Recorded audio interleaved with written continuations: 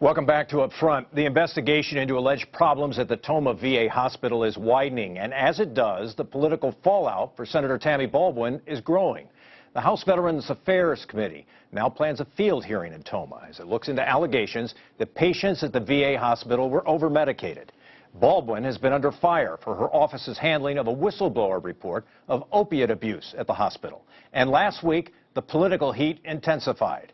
A former aide fired by Baldwin after the VA story broke rejected a severance agreement and raised the possibility of a lawsuit.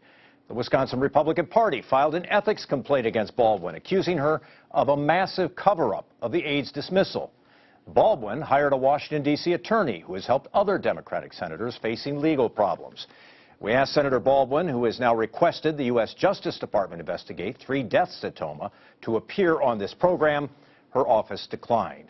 We're joined now by the Milwaukee Journal-Sentinel's political watchdog columnist, Dan Bice, who has broken several developments in the Tomah VA story. Dan, it's good to have you on the program. Thanks for inviting me. Well, let's talk about the political part of this. I mean, there's a serious story obviously happening in Tomah, but there are also politics to this. And how has Senator Baldwin handled the politics?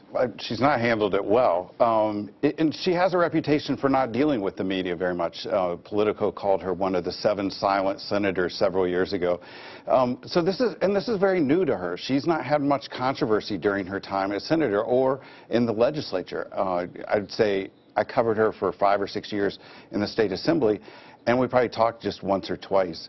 So this is very new to have to deal with a problem like this. And her response initially was just to keep it quiet, to hunker down and not to respond. In fairness, she did release an op-ed that basically stated sort of her assessment of what had happened at the VA. She's now hired an attorney. Right.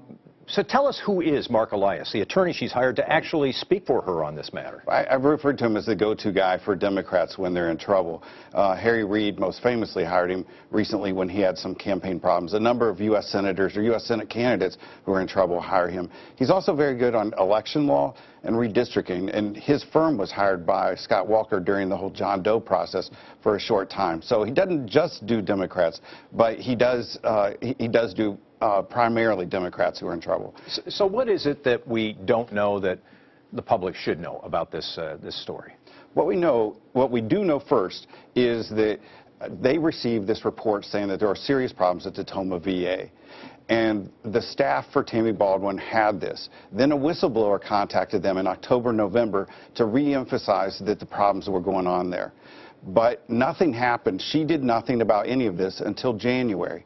What we don't know is the staffers who received this report, did they refer this to the chief of staff? Did they talk to Baldwin about these problems?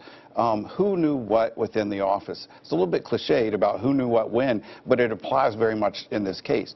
And then she fires the staffer on January 22nd. Marquette Baylor.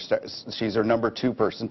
A very experienced person, worked for Herb Kohl for 10 years, worked for the Brewers, and a number of things. Is a Tom Barrett appointee on the Equal Rights Commission, and very prominent and well-known in the community. She fires her on January 22nd. Their statement initially is, we don't discuss personnel issues.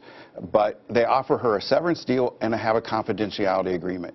We don't know how much money they were offering her, and we haven't seen the confidentiality agreement. Mark Elias, her attorney, released a statement saying that this had all happened. It took nearly a month for them to finally confirm what we had written about a month earlier, but we still don't know what were the terms of those deals. And is there the possibility of legal action by Marquette Baylor? You wrote a column earlier in the week that said sources close to her said that is a real possibility. It is. They're looking at wrongful termination.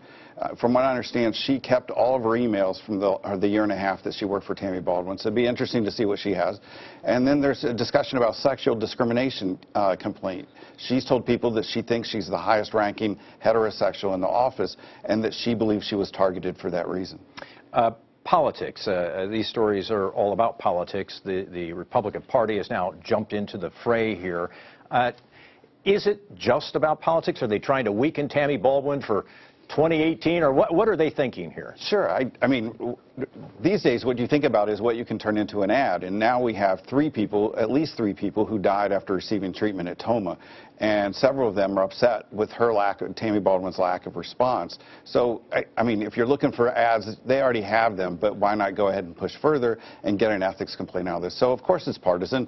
And, of course, she's a first-term senator. That's usually, if you're going to defeat a senator, it's at the end of the first term. So certainly there are politics involved, but there are legitimate public issues about what she was doing, what she knew, and what sort of deal she was offering to Marquette Baylor. Dan Bice is a columnist with the Milwaukee Journal-Sentinel who's been following this Toma VA story. It's good to have you on the program. We appreciate your time today. Sure, thanks.